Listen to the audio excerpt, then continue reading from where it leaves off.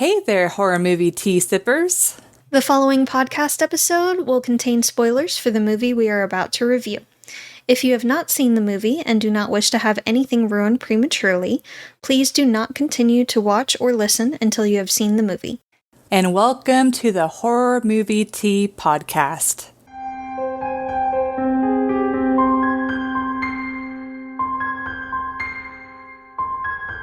Today, we are covering I Know What You Did Last Summer, which came out in 2025. But before we go into the review, let's grab our cups and talk about tea. So, I am drinking the turmeric tonic, which has ginger root, cinnamon granules, fennel seed, peppercorn hulls, sarsaparilla root, turmeric powder, and nettle leaf. My brain had a little choke for a second. I could see the buffering wheel for a second there. I am drinking Bigelow's chamomile, vanilla, and honey herbal tea. And it has chamomile, natural vanilla, and honey flavors with other natural flavors and licorice root. And for our tea sippers out there, brew yourself a cup of tea, sit back, relax, and we hope you enjoy the review. So, first, I want to shout out that we've done multiple of these movies with Keith on his channel. Yes. So I will link the reviews we've done with him there. This was a new one, and we were like, we want to watch it. So we were done waiting. Yeah. So for the summary, I mean, even though it's technically a sequel or part of it's along the same timeline, it's a sequel / reboot. Yeah. So the exact same thing happens, but it's different. Somewhat different scenario, but someone still died. Yes. Yeah. They didn't tell anyone about the situation. Which we'll get into that. And revenge ensues. Mm-hmm. So for entertainment, I give this one a 7. It's all right. And as far as sequels and reboots go, it's pretty decent, especially compared to some other ones that we've seen. Yep. But some of the choices they made just didn't exactly make sense. And this is more in the realism, but the whole situation that came about where they're like, oh, we can't tell anyone that we killed this guy. We'll go into realism because that accidental death scene. Yes, just the actual premise of the movie, the one that they should probably have as solid as possible, is what makes it the most questionable. Flimsy. Yeah. Mm-hmm. So, but I mean, I liked all of the characters for I mean, they did a similar thing that they did with the original, where all of the characters were dealing with the event differently and varying degrees of healthy and unhealthy. Mm-hmm.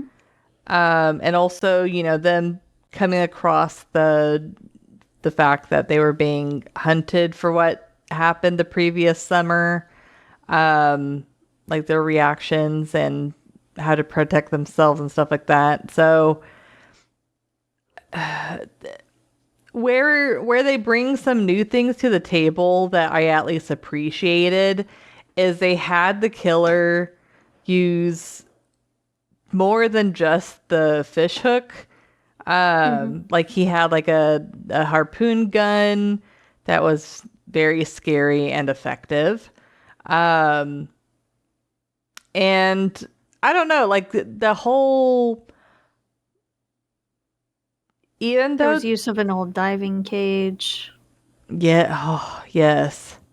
Like, even though his outfit is pretty much the same as the original movie, I don't know, just like the color scheme or something, it made him feel a lot more dangerous and a lot more like this dangerous shadow that you need to be careful of. Well, and we find out later that there was more than one. Yes. Yeah. Like there was an accomplice. Yes. So either way, and some of the kill scenes too. I don't know. It's kind of interesting because they would bring you back to the sets that were from the original movie, and they just kind of were creative in like kind of changing up how the new characters faced the killer or how the killer like came after them. And gotta say this for the sake of nostalgia, it was really nice to see Jennifer Love Hewitt and Freddie Prinze Jr. back in their roles. Didn't really appreciate the twist. Yeah. But I was very disappointed by that. Yeah. But I mean it did tie things together. But it was still like but it was so dumb.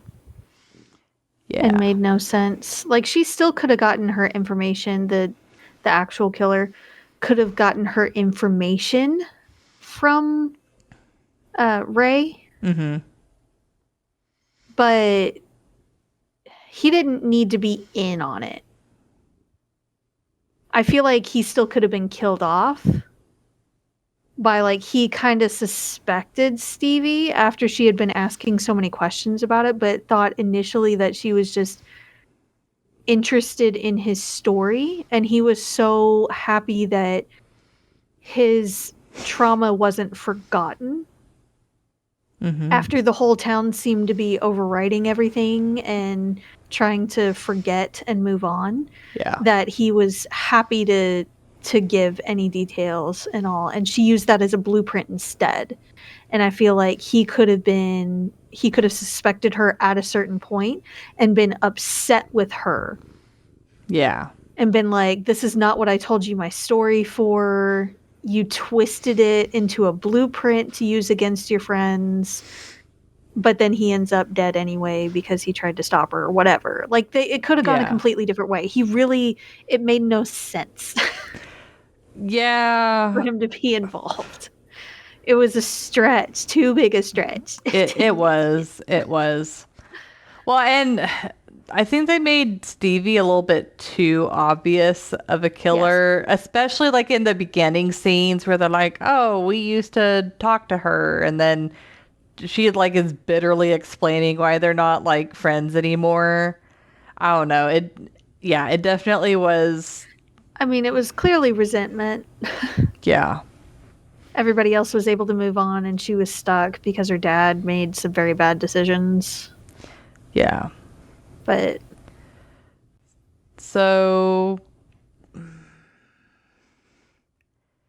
yeah, it's like the characters they changed up enough. I mean, they still have like, oh, it's the beauty queen and like, but it's like I feel like they changed them up enough that they still felt somewhat fresh. But yeah, the motivation for the killer was a bit lackluster and disappointing. Yeah.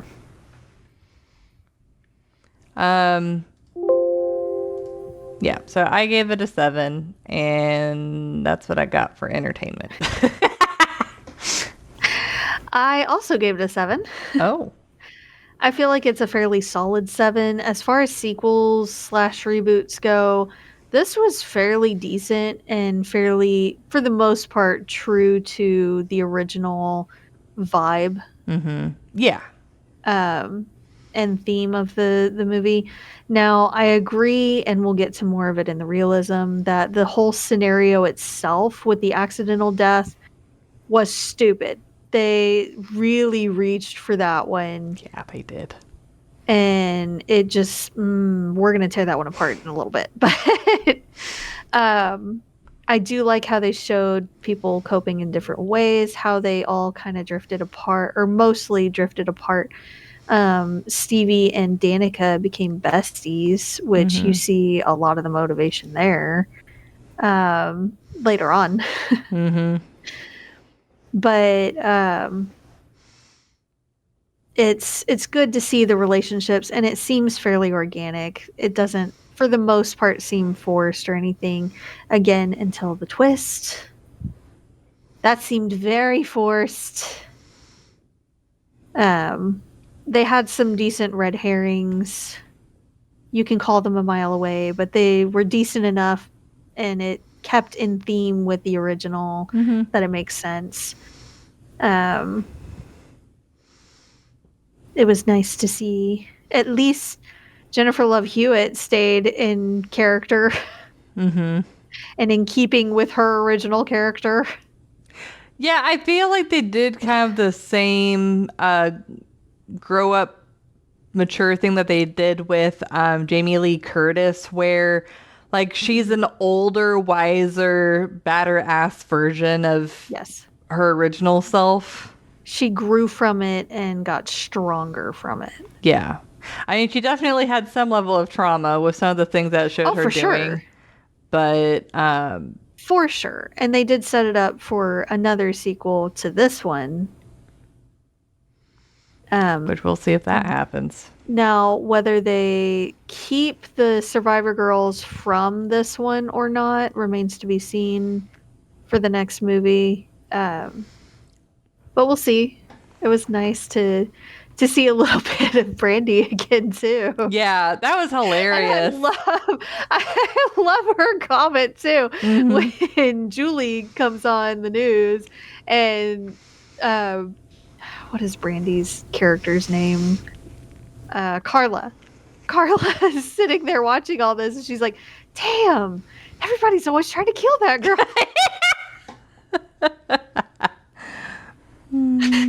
That was fantastic, and I love it.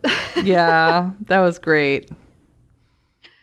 But the kills were interesting, and for the most part made sense. There's going to be some issues, obviously, in the realism that we're going to get to.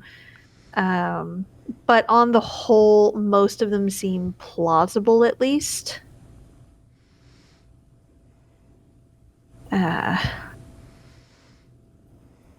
All in all, it's not bad for a sequel. It's a fairly solid movie, mostly. Yeah. Just couple things that take you out of it. So, for realism, I gave it a 2. And since I feel like this will be a group discussion, what do you give it for realism? Always gonna be a group discussion for sure. I gave it a 1.5. Okay, so we're pretty close. We're pretty close. Yeah, so the whole premise of the guy, so it's like, you know, the friend is drunk or whatever, and he's in the middle of the road, and he's being a jackass. Well, first off, let's back it up slightly. They pulled off to the side of the road on a curve. Yes. On the side of a frickin' mountain. Yes. By a cliff. Yeah. Not unsafe at all. No hazards on. No hazards on. No flare a little ways behind them to give people a heads up. Nothing. They just pull over, park, keep it running because their lights are still on at least. That's helpful. But then they all get out and then stand in the road. Most of them stay up against the car, the vehicle, SUV, whatever they drove. Yeah. But the drunk one obviously is going to wander off a little bit. So, Yeah. And then just the fact that where they parked Yeah. and stopped to look at the Yes. fireworks, I'm like, that is the worst place ever. Yeah. So anyway, so it's like then a car, well, I believe it's the second car comes It's the second car that comes. and overcorrects or whatever and like veers off the road. Mm-hmm. And it's like they do legitimately try to help and try to pull it back up, but it's like, it's obviously like too heavy. But it's like all they had to do is while they were trying to get him back up or get it back up, someone like call 911 or as soon as like, I can imagine like, as soon as it fell even. Yes. As like a secondary, because it wasn't like the first one where they're like, oh, we ran someone over. It's like, no, the guy overcorrected and he drove off. And it's like, yes, they shouldn't have been in the middle of the road, but it's not quite the same situation. It's really not. And if they would have just called the police and, it's like, yeah, they would have gotten into, well, at least one of them would have gotten into a degree of trouble. It wouldn't have been the same as like manslaughter. He might not have even been in trouble. Like I think it was his dad was an attorney or something. Yeah, that's true. And advised him to just leave and not say anything, which was stupid in and of itself. Yes. And horrible advice. Yes. But I feel like he could have gotten off. Like it wasn't his intention to leave him there or to make the guy wreck the car or anything. He was in the middle of the road, which he shouldn't have been. But the guy also overcorrected. Yes. Like that first car avoided him just fine. Yeah, it's like the guy wasn't paying attention and then he's like, oh crap. And then he panicked and overcorrected. And honestly, all of those vehicles were going way too fast around that curve anyway. Yeah. and he hit the guardrail and then they all tried to help. Yeah. So it's like, as long as you're actively trying to get the person help, that's definitely going to say a lot more for you than if you... Yes. Yeah.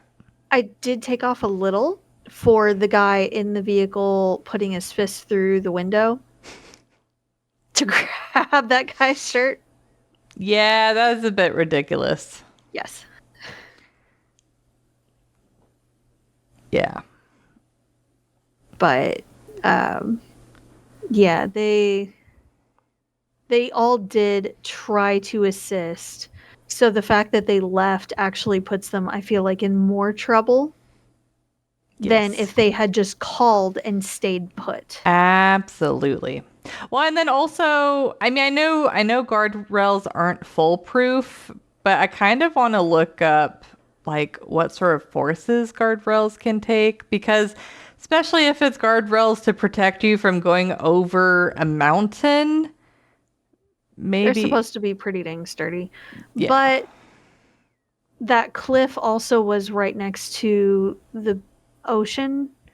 So I figured maybe the salt air kind of damaged it a little bit as well. Like it deteriorated slightly, or at least enough for him to break through. And he was, like I said, going too fast around that curve. Yes. Yeah. He was driving a little too fast because he was in a panic trying to find Stevie. We find out later. Thinking that she's going to fall off the wagon. So he was trying to find her before that happened. Or at least find her fast enough that he could bring her back. Yeah. But, so he was in a panic and then overcorrected because there was someone in the middle of the freaking road when they shouldn't have been. And the whole thing happened. Yeah. But it was a whole bunch of little choices that turned it into a worse situation than it should have been. Yes. Yep.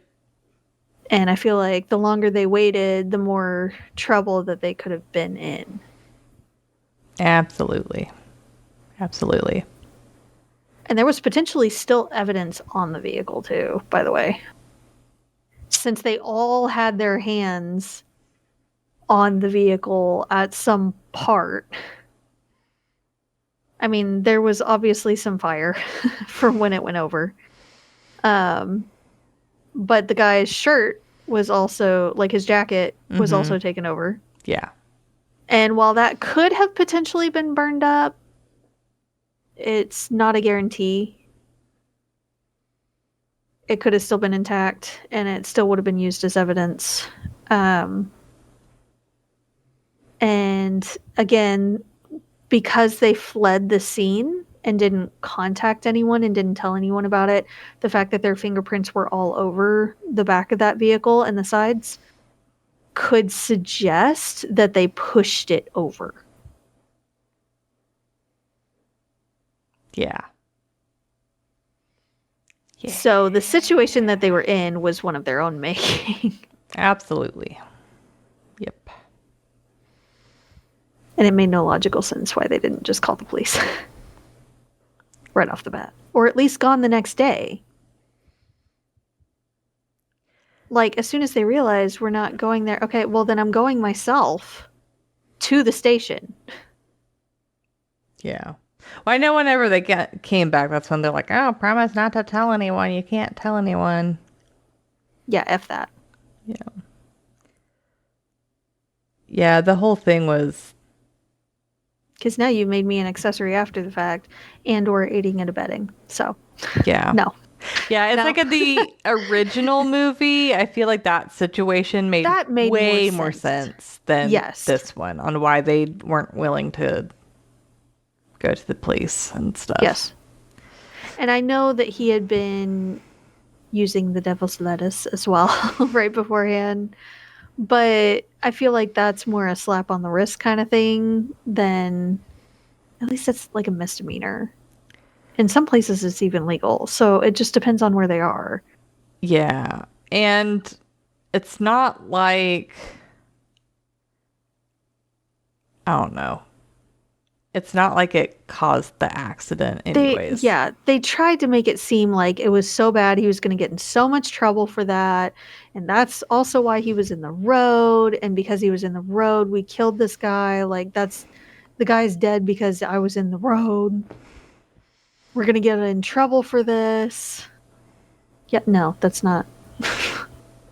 Yeah.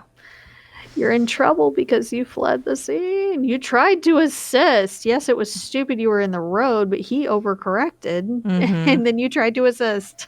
And then you fled. Yeah. Yep. So there's that. That's like the biggest plot hole and the biggest like, why? Out of all the situations you could have made, that was the one that you picked? That was the scenario you went with? Like that was it? That's the one you chose, huh? Mm-hmm.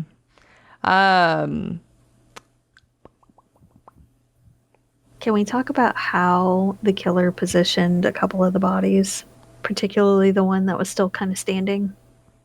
Sure. That's not how bodies do. If they were in rigor mortis after several hours, sure, you could have potentially posed the body that way, but it had nothing really keeping it standing. That's all dead weight at that point. That's not how bodies do. Pun intended. Yeah. Yeah. I don't know if this bothered you, but forgot characters' names, but whenever the two girls are in Helen's sister's shop, and so the podcast chick and yes, I think it was Ava. Yes, that sounds right. When Ava runs to the elevator and like gets herself trapped. That was not Ava. Or wait, that was podcast chick. Okay, I'm mixing. Yeah, the podcast chick, because that's ultimately how she dies. Yeah, because she gets up top, and then the killer corners her up top. Yeah, I don't know. It did. She cornered herself, and it was just kind of dumb. Well, and then I mean, I guess that leads us to like the killer or killers got so many people that weren't even involved in the situation. Thank you. Yes, there were so many innocent bystanders that got for no reason. They weren't involved in this. Yeah. And I know there were a few deaths like that in the original movie and a couple of the sequels, but I feel like this one was a bit more heavy in the bloodbath. Yeah, it's like he's doing all of the side quests and none of the main quests. Yes. It took forever for them to actually off one of the group that was involved. Mm-hmm. Yeah. Yeah. It was Milo, wasn't it? That was dead first? That sounds right. The new fiance went actually first, but we didn't know him. That was more to hurt Danica than anything, and to kind of announce their presence, I guess. So he was an innocent bystander, technically. But Milo was the next one to get got. And I feel like that was more luck than anything. Yeah. Because how would they know that he needed to go get his phone cord from his car? That big ass house, and you don't have another charger anywhere nearby to use? Yeah. With a killer on the loose, you want to leave this supposedly secure mansion? Yeah. That's... No. Yep. It just is... It was something. It was a choice. Also, speaking of podcast chick, it was so cringe watching her. Oh my god. I'm like, I hope, I mean, yeah, we don't go around to different locations. We stay at home. We're homebodies. We don't want to have to go anywhere if we can help it. But it was just it hurt. Like, I feel like whenever movies show either podcasters or influencers, it's always a bit painful. I don't even remember her name. I don't remember her name, and I can't remember enough of what she looks like to look on the cast. Well, I know she had like long blonde hair and kind of like sharper, thinner features. But I don't recognize her on the cast list. Like, I have it pulled up here and I don't recognize her. Well. Yeah, but regardless, like that's always a little painful to watch.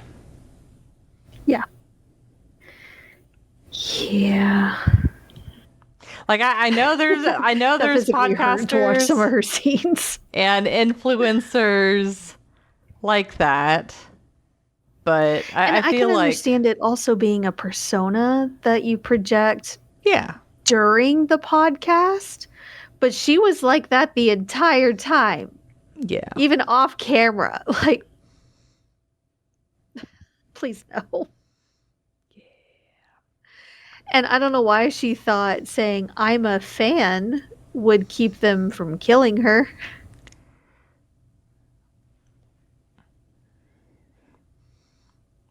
Yeah.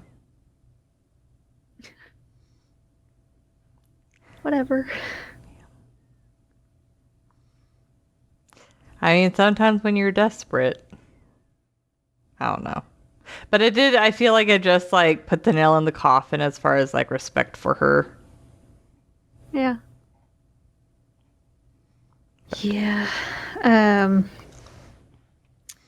Then what's his face is the next one to die.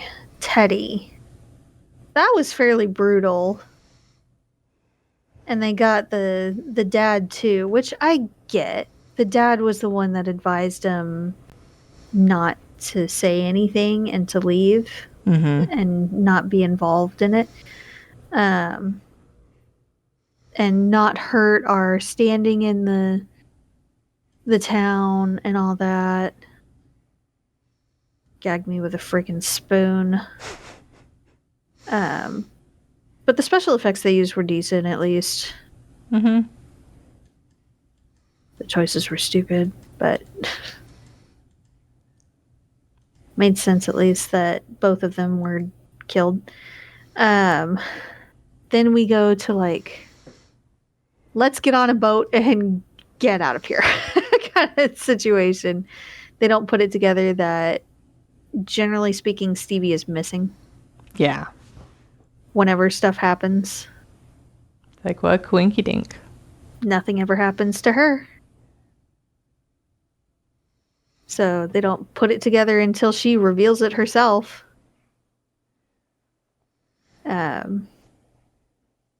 do find it interesting how Julie, Jennifer Love Hewitt, tells them, you're going to have to find the killer, like figure out who it is and get them before they get you.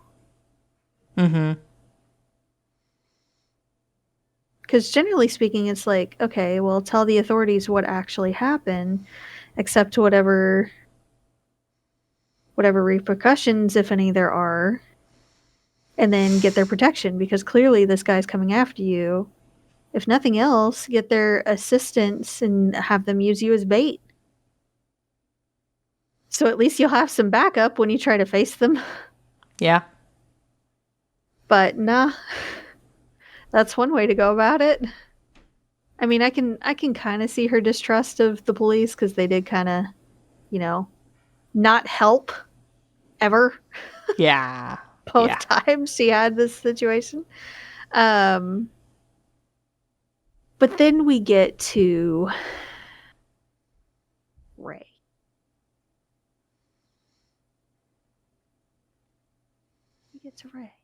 Well, first, Danica's shot and goes overboard.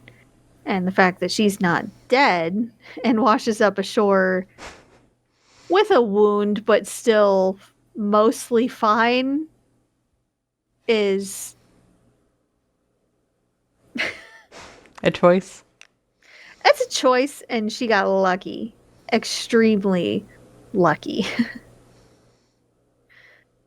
Because they were a good distance away by that point. But then we get to Ray and the big reveal there.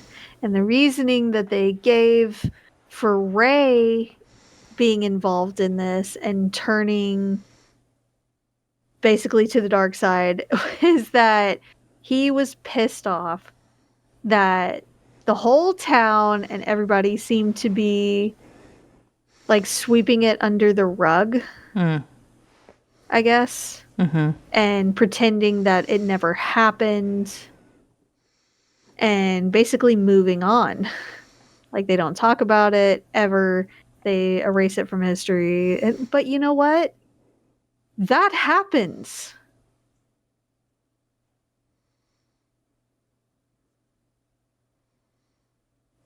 Honestly, that's kind of healthy. Not necessarily ignoring it, but moving on. And eventually part of that is not talking about it after a while. You don't need to. So the fact that he's all butthurt that nobody's talking about it ever is kind of dumb and very much a stretch. And it was kind of giving pick-me main character behavior when no. Yeah. Like in the first two movies, he was a big protagonist. Like they kind of sort of tried to make him a bit of a red herring in the first one at one point, just because he worked on the docks and had access to the hook and everything like that. And and all, but he was always the one that helped, and oftentimes he came in clutch to kind of save the day. So to then turn him into the very thing that he fought against makes no sense. Yeah.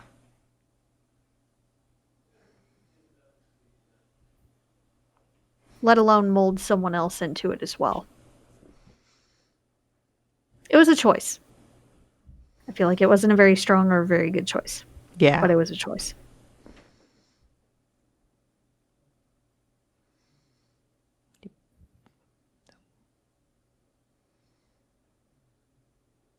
But now we have to wonder who sent Julie that other note at the very end of the movie when she went to go see Carla?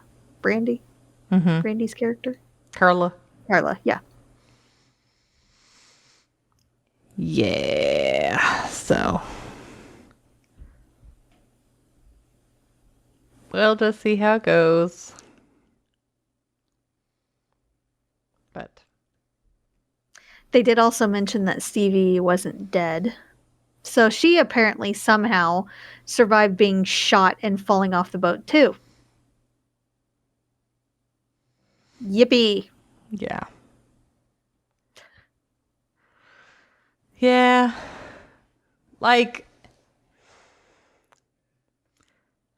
I feel like this one is skippable.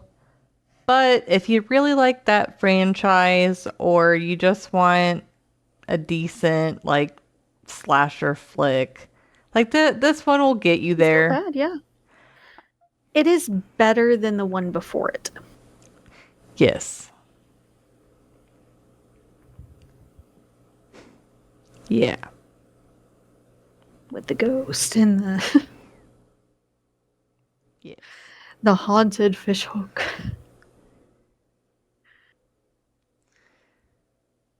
Oh man, did we do that one with Keith too? Pretty sure, yeah. So that means with that we've done 3. Right? Yeah. We did okay. Anyways. Too many reviews, too many movies. We've seen so many. Oh, They all bleed together. they do. But yeah. Anyways. Yeah. That's what I got for this one. Well, thank you for joining us today. And, honestly, I haven't heard too many other people speak of this movie quite yet. So I'd be really interested to hear what other people's thoughts are. If you'd like or to, if they all skipped it altogether. Yeah. If you'd like to recommend a movie, game, or tea, you can leave us a comment or join our Discord server. And if you'd like to keep up to date with our content, you can find our link tree listed below. Yep. And if you'd like to support the podcast, please subscribe, like, and share our content. We also have a Teespring and a PayPal donate button if you'd like to support us monetarily. And again, you can find all of those sites mentioned linked below. But until the next time, guys, stay safe and stay spoopy. Bye.